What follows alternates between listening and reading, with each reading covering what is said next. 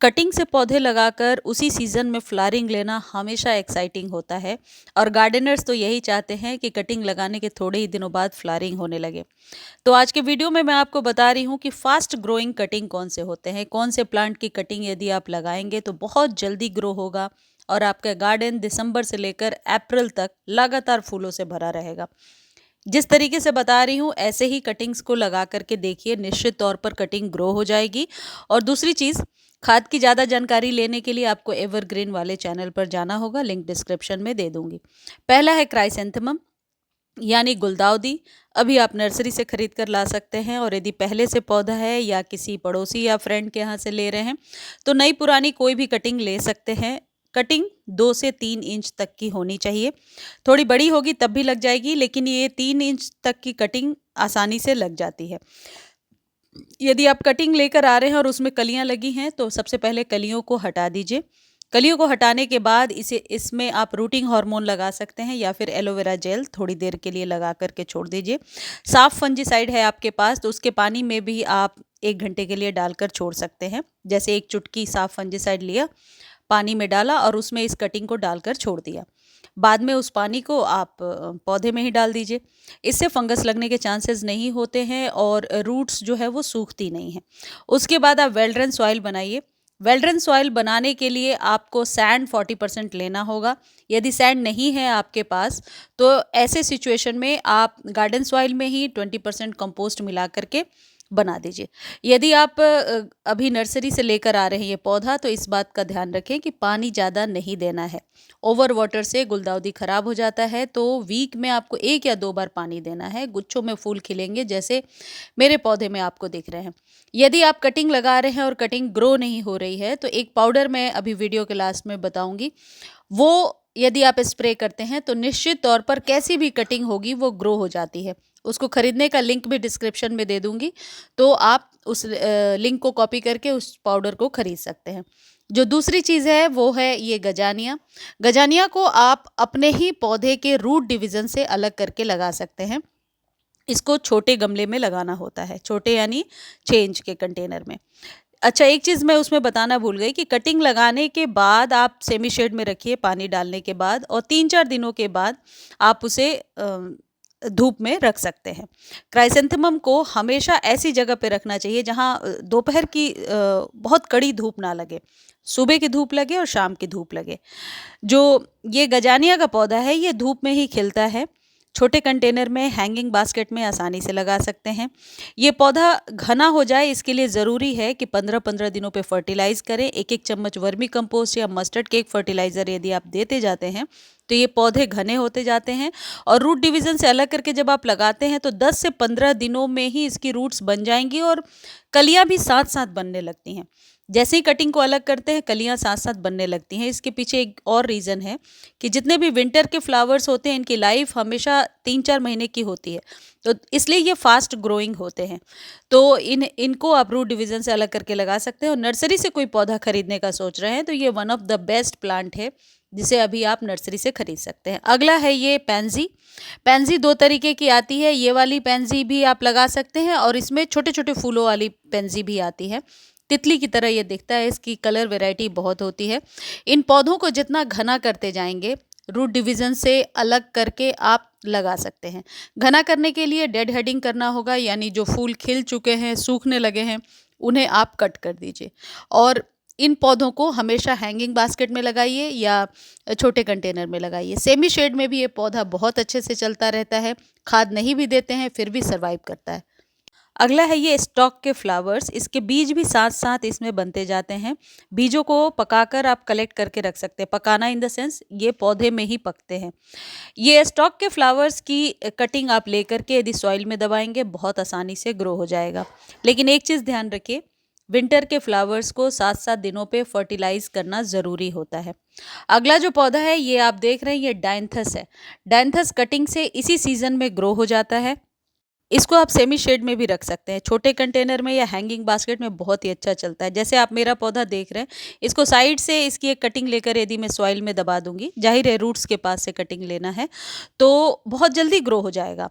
जितनी जड़ें फैलती हैं उतनी ही ज़्यादा इसमें कलियां बनती जानती है। इन पौधों की यही खासियत होती है। अगला जो पौधा है इसे अभी आप लगा लीजिए और ये है पिटूनिया। पिटूनिया की कटिंग बहुत आसानी से लगती है और सर्दियों के फूल की तरह ही इसकी कटिंग जितनी जल्दी ग्रो होती है, रूट्स जितनी जल्दी फैलती हैं, इसकी कलियां भी साथ साथ बनती जाती हैं। पिटूनिया को आप हैंगिंग बास्केट में लगा सकते हैं, थोड़े से ब्रॉड कंटेनर में लगाइए जिसमें धूप जरूर जाए। पिटूनिया को स्वस्थ बना करके रखने का एक ही तरीका है और वो है पिंचिंग। जैसे ही इसमें फूल खिल जाते हैं, मुरझाने लगते हैं 2 दिनों पे, फिर आप उसे कट कर दीजिए, वहाँ से नई ब्रांच तभी आएगी। पिटूनिया पर मस्टर्ड केक फर्टिलाइज़र बहुत ही बढ़िया काम करता है। मस्टर्ड केक फर्टिलाइज़र 1 चम्मच पाउडर रूप में भी डाल सकते हैं, पाउडर के फॉर्म में, या फिर पानी में रात भर घोलिए और अगले दिन उस पानी को यूज़ कीजिए।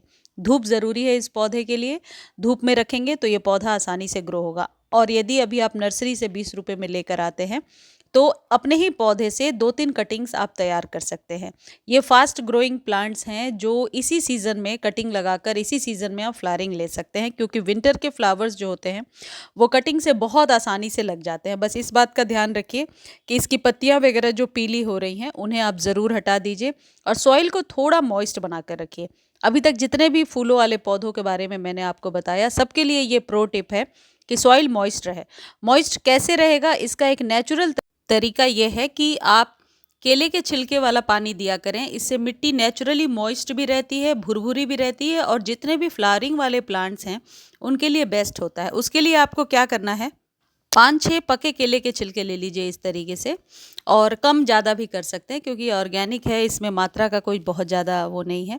इसे आप पानी में रात भर भिगो दीजिए। पानी अपने हिसाब से 1-2 लीटर ले लीजिए या फिर छोटे कंटेनर में भिगा करके नेक्स्ट डे 2-3 लीटर पानी में मिलाइए और अपने सभी गमलों को दे दीजिए। सभी पौधों में उस पानी को डालिए और जो केले के छिलके बच जाते हैं उन्हें फिर से पानी डाल करके रख दीजिए। 3 से 4 दिनों बाद फिर से यूज़ कीजिए। लेकिन जब 3 दिनों बाद आप यूज़ करेंगे तो 50% आप नॉर्मल वाटर भी मिलाएंगे। देखिए जैसे इस तरीके से मैंने बॉटल में डालकर रखा है। अब इसको यूज़ करने के लिए मैं यदि 1 कप मान लीजिए ये फर्टिलाइज़र लेती हूँ, क्योंकि ये पुराना हो चुका है, इसमें एक तरीके का गैस फॉर्मेशन भी हो जाता है जब लिक्विड पुरानी हो जाती है। इसको इस तरीके से नॉर्मल वाटर में मिलाइए और अपने सभी पौधों को दे दीजिए। निश्चित तौर पर आपको इसका 100% रिजल्ट नेक्स्ट डे से ही देखने को मिलता है। इससे एक तो मिट्टी जो होती है बहुत ज़्यादा सख्त होकर फटती नहीं है, जिससे कि फ्लावरिंग बहुत बढ़िया होगी और पत्ते भी लश ग्रीन निकल करके आते हैं। और सर्दी गर्मी किसी भी सीज़न में आप इस खाद को दे सकते हैं। तो पिटूनिया को यदि आप मस्टर्ड केक वाला फर्टिलाइज़र दे रहे हैं वो भी दीजिए, लेकिन बीच बीच में ये बनाना पील वाले फर्टिलाइज़र को भी देते रहिए, जिससे कि आप देखेंगे कि अभी से लेकर के अप्रैल तक बहुत ही आराम से आपके गार्डन में ये पौधा लगातार अनगिनत फ्लावरिंग करता जाता है। और आप चाहते हैं इस पौधे की लाइफ लंबी हो तो जो ये मैं करके आपको दिखा रही हूँ ये ज़रूर कीजिए। ये है डेड हेडिंग। जैसे ही फूल खिल जाते हैं और मुरझाने लगते हैं तो मुरझाए हुए फूलों को आप ज़रूर पिंच करके हटा दीजिए कट करके, तभी नई फ्लावरिंग होगी और पत्तियाँ सूखेंगी भी नहीं और ये पौधा फैलता ही चला जाएगा। अगला ये पौधा है बेगोनिया। ये परमानेंट पौधा है, इसको अभी आप लगा लीजिए, सालों भर गार्डन में रहेगा। धूप से गर्मियों में बचा कर रखिए, सर्दियों में सेमी शेड में रखिए। इसको पानी कम देना होता है, खाद कम दीजिए, अदरवाइज़ ये पौधा खराब हो जाएगा। जिस सॉइल में लगा रहे हैं सॉइल थोड़ी सी सूखी रहे, इस बात का ध्यान रखना है। यदि सॉइल बहुत ज़्यादा मॉइस्ट रहेगी तो सकुलेंट्स को रखने का तरीका आपको पता ही है, पत्ते उसके गिरने लगते हैं। तो सॉइल को आप थोड़ा सा ड्राई बना कर रखें तो ये चलता जाता है। अगला पौधा है ये हाइब्रिड कैलेंचो। इसमें देसी वाली वैरायटी भी आती है। देसी वाली सालों भर वैसे ही एज इट इज़ रहती है और ये जो हाइब्रिड है ये भी रह जाती है, लेकिन सर्दियों में इसे आप सेमी शेड दीजिए, यानी धूप में भी रख सकते हैं, लेकिन गर्मियों में निश्चित तौर पर आपको ऐसी जगह पे रखना होगा जहाँ थोड़ी ठंडक हो, लू ना चले और गर्म हवाएं ना लगें। इस पौधे में कम पानी और कम खाद देना है। जैसा कि पिछले वाले में बताया, बेगोनिया भी सकुलेंट है और ये भी सकुलेंट्स है। सकुलेंट्स को रखने का यही तरीका है कि पानी ज़्यादा नहीं चाहिए इस पौधे को। इस पौधे को कटिंग से ग्रो कर सकते हैं, पत्तों से भी ग्रो कर सकते हैं, लेकिन पत्तों से फूल लेना कभी कभी टाइम टेन्योर ज़्यादा हो जाता है, मुश्किल हो जाती है। तो इसको रूट डिवीज़न से अलग करके दूसरे आप सॉइल में लगा दीजिए और बहुत आसानी से ये ग्रो हो जाता है। बस पानी का ध्यान रखिए जैसा मैंने बताया। ये सबसे बढ़िया खाद है ये ओनियन पील का फर्टिलाइज़र। आप प्याज के छिलकों को रात भर पानी में भिगोइए और अगले दिन इसके पानी को कलेंचो वाले पौधे में डाल दीजिए, या किसी भी सकुलेंट्स में या किसी भी प्रकार के पौधे में डाल सकते हैं। आप देखेंगे कि पौधे की ग्रोथ भी अच्छी हो रही है, रूट्स जल्दी बन रही हैं, और जैसा मैंने बताया फास्ट ग्रोइंग प्लांट्स हैं ये, इनमें कलियाँ भी उतनी ही जल्दी बनती हैं जितनी जल्दी की रूट्स फैलती जाती हैं। अगला जो पौधा है ये है कॉक्सकॉम। अभी सर्दियों में आप इसे नर्सरी से खरीद कर लगा सकते हैं। इसके 2 या 3 कलर अभी आपको नर्सरी पर बहुत आसानी से मिल जाएंगे। अगला जो पौधा है जिसको इसी सीज़न में लगाकर आप फ्लावरिंग ले सकते हैं, फास्ट ग्रोइंग प्लांट है, ये है मैरीगोल्ड। मैरीगोल्ड को अपने ही पौधे की कटिंग लेकर के लगाकर ग्रो कर सकते हैं, और ये इसके जो फूल होते हैं वही इसके सीड्स भी होते हैं। तो सीड्स को बहुत आसानी से आप 1-2 दिन छाया में ग्रो कीजिए, जैसा कि मैं आपको दिखा रही हूँ। 1-2 दिन छाया में आप फैला कर रखिए। जब ये सूख जाते हैं उसके बाद इसे सॉइल में 1 इंच ऊपर से दबाइए और ऊपर से सॉइल आप 1 इंच ऊपर तक डाल दीजिए। फिर पानी से स्प्रे कीजिए। फोर्स के साथ पानी नहीं देना है। सेमी शेड में पहले रखिए, उसके बाद धूप में रखिए। जैसे कि ये देखिए, इस पौधे को मैंने बीजों से उगाया है। पौधे को सीड से कैसे उगाना है इसका कंप्लीट वीडियो एवरग्रीन वाले चैनल पर है, लिंक डिस्क्रिप्शन में दे दूंगी, आप देख सकते हैं।